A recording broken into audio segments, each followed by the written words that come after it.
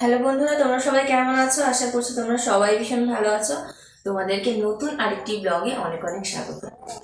তো বন্ধুরা, আজকে আমি এখন রেডি হচ্ছি, কারণ আমাকে এখন যেতে হবে মেয়ের বাড়িতে। কারণ আমার মেয়ের শাশুড়ি মা ফোন করেছিল যে পিঠে বানিয়েছি, তোমাদেরকে আসতে হবে। কালই নিমন্ত্রণ করেছিল, আর বারবার ফোন করছে, আজকেও অনেকবার ফোন করেছে যে আসতেই হবে। তো আর কি, যেতে যখন হবেই, আর এইভাবে না করাটাও ঠিক হবে না, কারণ উনি অনেক আশা করে ফোন করছে, তার জন্য তো আমি যাচ্ছি। ছেলেকে নিয়ে যাবো না, ওর টিউশন আছে, ওর তোমাদের দাদাভাই ওকে নিতে গেছে। আর এখন আমাকে বললো তুমি রেডি হও, ওকে নামিয়ে দিয়ে এসে তারপরে আমরা বেরোবো। তো চলো মেয়ের বাড়ি থেকে ঘুরে আসি।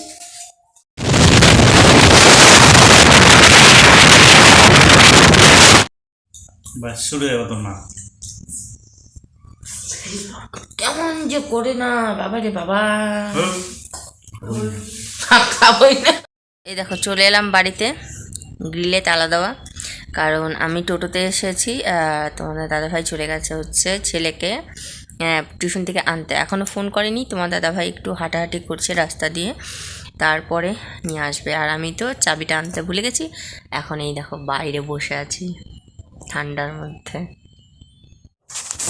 গুড মর্নিং তোমাদের সবাইকে।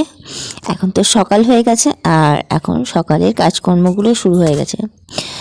আসলে এত ঠান্ডা পড়েছে আজকে, না রোদ উঠেছে না কিছু, মানে প্রচণ্ড ঠান্ডা। আজকে হয়তো এই কদিনের মধ্যে শীত জবে থেকে পড়েছে তার থেকে বোধহয় সব থেকে বেশি ঠান্ডা আজকে পড়েছে। তো এইদিকে তো ঠান্ডা পড়ুক আর যাই পড়ুক, কাজকর্মগুলো যেগুলো রয়েছে সেগুলো তো করতেই হবে। আর আমার কাজগুলো দেখে তো তোমরা বুঝতেই পারছো, একদম ধীরে ধীরে করে করছি। মনে হচ্ছে যে মানে শরীরটাকে না ঠান্ডার মধ্যে নড়ানোই যাচ্ছে না, ধীরে ধীরে করে কাজ করছি। আর অত ঘোরাফেরা করছিও না, খুব একটা কাজ নেই। আর কিছু জামা কাপড় বের করছি, যেগুলো ধুয়ে দেওয়া সেগুলো নিচে রাখছি, আর যেগুলো মানে ধোয়া রয়েছে সেগুলোকে ভাঁজ করে দিচ্ছি। আমার ওই পাশের রুমটাতে প্রচুর জামা কাপড় রয়েছে, সেগুলোও করব, কিন্তু ওগুলো উঠাবো না, কারণ একই কাজ বারবার দেখাতে ভালো লাগে না। তো ওখানেও অনেক জামা কাপড় রয়েছে, আর যেহেতু মেয়ে আর মেয়ে জামাই ছিল বাড়িতে কদিন, তার জন্য ওদের জন্য সব লেপ তোষকগুলো লেপ টেপগুলো বের করা হয়েছিল, বালিশগুলো বের করা হয়েছিল, অনেকগুলো কাঁথা কম্বল রয়েছে সেগুলোও বের করা ছিল। আর সেগুলোকে আজকে আমি সব ঢুকিয়ে দেব, কারণ ওই ঘরটাতে তো কেউ থাকে না, বেকার বেকার ওগুলো বাইরে পড়ে থাকলে সব কিছু একদম ধুলোবালিতে ভরে যায়। তো ওগুলোকে আমি সব উঠিয়ে দিচ্ছি। এইদিকে দেখো জ্বালানা খুলেছি, খুলে দিলাম কেন, সারা রাত ঘরগুলো শীতের মধ্যে একে তো সব সময় বন্ধ থাকে, আর ঘরের মধ্যে এক ধরনের গ্যাসের মতন হয়ে যায় একদম, মানে কি বলবো, একটু খুলে দিলে হাওয়া বাতাস এলে বেশ একটু ফ্রেশ হয়। তার জন্য জানালাটা খুলে দিলাম, কিছুক্ষণ খোলা রাখার পরে বন্ধ করে দেবো, কারণ বাইরে না খুব ঠান্ডা হাওয়াও হচ্ছে।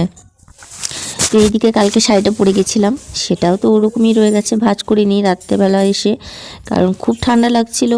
আর অমনি সব খুলে সোফার মধ্যে রেখে দিয়েছি, ওটাকে এখন আস্তে আস্তে করে আমি ভাঁজ করে নিচ্ছি।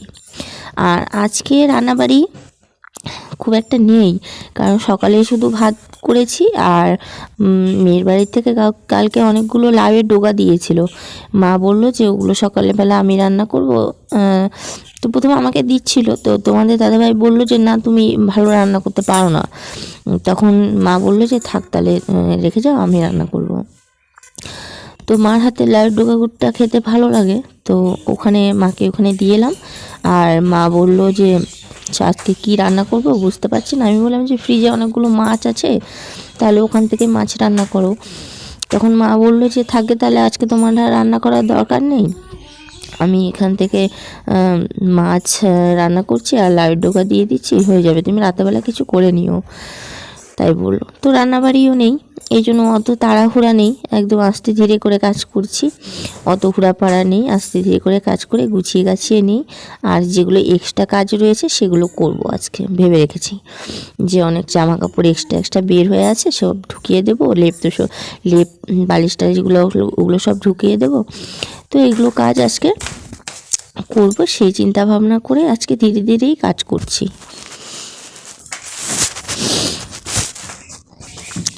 তো এইদিকে বাড়িতে যখন কালী পুজো হয়েছিল, এখানে আমার দুটো টপ এই কাঠটার মধ্যে লাগানো ছিল। সেই দুটো টপকে আমি আবার ঘরের মধ্যে লাগিয়েছিলাম, কারণ এখানে এরকম উপরে থাকলে কোন বাচ্চা কাচ্চা টেনে ফেলে দেবে, তার জন্য ওগুলোকে নিচে নামিয়ে রেখেছিলাম, জায়গাটা ফাঁকা করে দিয়েছিলাম। তো ওটাকে এখন লাগাবো। বললাম তো যেহেতু কাজকর্ম আজকে কম আছে, রান্নাবাড়ির ঝামেলা নেই, তো এক্সট্রা কাজগুলো আজকে করব, তার জন্য ভাবছি এটাকেও আমি একবারে লাগিয়ে নিই। চলো এটাকে কিভাবে লাগাচ্ছি আমি দেখো। এভাবে দুটো রশিকে আমি সমান সমান করে কেটে নিয়েছি, কেটে নিয়ে এবার ওটাকে বেঁধে ওর মধ্যে দিয়ে দেবো। তো এই গাছটা আমি এখানে কেন লাগাচ্ছি, এটা অ্যাকচুয়ালি ঈশান কোণে এই গাছগুলোকে রাখতে হয়, আমি সেদিন দেখেছিলাম ইউটিউবে। আর ঈশান কোণে এই কোণটা আমার হচ্ছে ঈশান কোণ আমার, তার জন্য মানে কি বলবো, নিচে রাখা যাবে না, যেহেতু এখানে চেয়ারটা থাকে, এখানে সবাই বসে, তার জন্য আমি এটাকে উপরে লাগিয়ে দিচ্ছি, যাতে চেয়ারটাও এখানে থাকে, এখানে বসি আমরা, তো যাতে চেয়ারটাও এখানে থাকে আর গাছগুলোকেও আমি এখানে রাখতে পারি, সেই মতো করে আমি এখানে বুদ্ধি করে এখানে এটা লাগিয়ে দিয়েছি, যাতে সব দিকটাই আমার বজায় থাকে। নইলে নিচে রাখলে জায়গাটা শুধু গাছগুলোই আর চেয়ারটা রাখা যাবে না, তার জন্য এটা করেছিলাম। তো তোমরা দেখো। আর এই সত্যি কথা বলতে যেগুলো যে ইনডোর যে প্ল্যান্টগুলো হয় না, ওগুলোর একটা নির্দিষ্ট জায়গা রয়েছে, তো সেই জায়গা মতো রাখলে সেই গাছগুলো উপকার দেয়, আর নইলে কিন্তু খুব ক্ষতি হয়, যেখানে সেখানে রাখা যায় না গাছ। তো আমরা অনেক সময় হয়তো কোনো একটা গাছ এনে হয়তো বসিয়েছি, বসার পরে দেখা যাচ্ছে কি হয়তো টুকটাক আমাদের বাড়িতে কোনো ঝামেলা বা কোনো কিছু হাবিজাবি হচ্ছে, সেটা কিন্তু আমরা অতটা বুঝতে পারি না। এই বাস্তুর বলে একটা যে জিনিস রয়েছে, সেটা কিন্তু বাস্তবেই আছে। তো কিছুদিন আগে তোমাদের একটা গল্প শোনাই। অনেক দিন আগে থেকে না একটা আমাদের ফটো আমরা একটা ওয়ালের মধ্যে লাগিয়েছিলাম, আমাদের তোমার দাদাভাই আর আমার। তো কদিন থেকে দেখছি বিনা কারণে তোমার আর আমার দাদা ভাইয়ের ভালো মানে টুকটাক এসেই মানে ঝামেলা হয়েই যাচ্ছে, মানে কেউ কারো কথা আমরা বেশ সহ্য করতে পারছি না, এরকম টাইপের হচ্ছে। তারপরে আমার মানে কেন জানি আমার একটু ভালো লাগছিল না, মনে হচ্ছিল কিছু তো একটা গন্ডগোল হয়েছে, তাছাড়া এরকমভাবে তো হওয়ার কথা না। তারপরে আমার ফট করে আমাদের ছবিটার দিকে মানে ধ্যান গেল।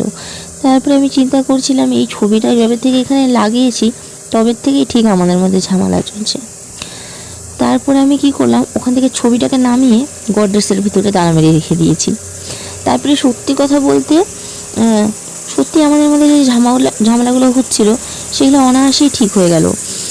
আর সেই কথা কাটাকাটি, সেই একে অপরকে না বোঝা, এই যে সমস্যাগুলো হচ্ছিল এগুলো কিন্তু একদম বন্ধ হয়ে গেল। তো এগুলো অনেকে বিশ্বাস করে না, অন্ধবিশ্বাস বলে মনে করে, কিন্তু না এইসব হয়। অনেক সময় দেখবে যে ফট করে আমরা হয়তো অনেক সময় করি না, ঘরের এই জিনিসটা এদিকে রাখি, ওই জিনিসটা ওদিকে রাখি, দেখবে কোনো সময় যে তুমি হয়তো ঘর গুছিয়েছো, দেখবে তোমার একটা খুব ভালো সংবাদ এলো বা কিছু হলো, দেখবে এরকম কিন্তু হয়। আবার দেখবে কোনো সময় হয়তো জিনিসটা জায়গাটা ভুল মতো জায়গায় একটা কিছু রেখে দিয়েছো, দেখবে বাড়িতে না কেমন যেন অশান্তি এসব হতেই থাকে। তখন কিন্তু আমরা কিন্তু বুঝতে পারি না যে কারণটা কি, কারণগুলো কিন্তু সেটাই। ছোট ছোট জিনিসগুলোকে যদি একটা খেয়াল করে রাখা যায় তাহলে কিন্তু ভালো হয়। তো আর কি বলবো তোমাদেরকে, আজকে তো খুব একটা ব্লগ বানাইনি, আর প্রচণ্ড ঠান্ডা পড়েছে, কাজকর্ম খুব একটা করিনি খালি, আর এই জন্য এতটুকুই ব্লগ বানিয়েছি। তো আজকের মতো ব্লগটা আমি এখানেই শেষ করব, দেখা হচ্ছে নেক্সট ব্লগে। টাটা। ও হ্যাঁ, আমার চ্যানেল নিয়ে ভিডিওগুলো যদি তোমাদের ভালো লেগে থাকে তাহলে অবশ্যই আমার চ্যানেলটাকে সাবস্ক্রাইব করে দেবে, আর পাশে থাকা বেল আইকনটা প্রেস করে দেবে, যাতে করে আমার ভিডিওর প্রত্যেকটা নোটিফিকেশান সবার আগে তোমাদের কাছে পৌঁছে যায়। আর ভালো লাগলে লাইক করবে, কমেন্ট করবে, শেয়ার করবে। তো আজকের মতো এখানেই, দেখা হচ্ছে নেক্সট ভিডিওতে। টাটা।